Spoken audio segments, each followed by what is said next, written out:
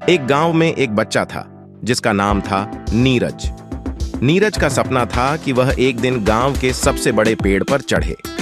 वह पेड़ गांव के सबसे प्राचीन और विशाल पेड़ था, जो आकाश को छूता प्रतीत होता था। गांव के बड़े बूढ़े कहा करते थे कि इस पेड़ के ऊपर देवता रहते हैं। नीरज ने ठान लिया कि वह इस पेड़ पर जरूर चढ़ेगा। उसने रोजाना अभ्यास शुरू किया।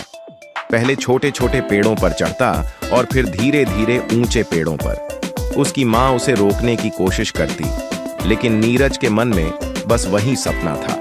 एक दिन नीरज ने फैसला किया कि आज वह उस विशाल पेड़ पर चढ़ेगा। सुबह सुबह उठकर उसने अपने सबसे अच्छे कपड़े पहने और पेड़ की ओर चल पड़ा। पेड़ के पास पहुंचते ही उसने गहरी सांस ली और चढ़ना शुरू किया। उसकी हर एक चढ़ाई के साथ पेड़ की शाखाएं और भी कठिन होती गईं, लेकिन नीरज का संकल्प अडिग था।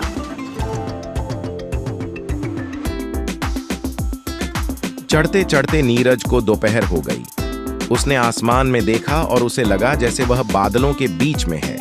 अंततः वह पेड़ की सबसे ऊंची शाखा पर पहुंच गया। वहां से उसने पूरे गांव का दृश्य देखा। उसे ऐसा लगा जैसे वह किसी और ही दुनिया में पहुंच गया हो। हवा में एक अद्भुत शांति थी और पत्तों की सरसराहट में उसे एक मधुर संगीत सुनाई दिया। उसी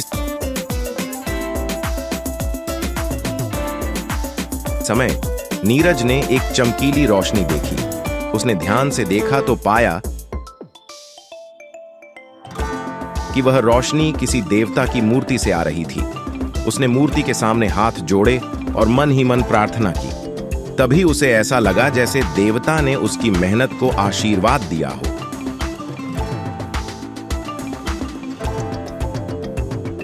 नीरज धीरे धीरे पेड़ से उतर आया और अपने अनुभव को पूरे गांव वालों के साथ साझा किया। सबने उसकी हिम्मत और मेहनत की सराहना की। उस दिन से गांव में यह मान्यता हो गई कि जो भी उस पेड़ पर चढ़ेगा उसे देवताओं का आशीर्वाद मिलेगा।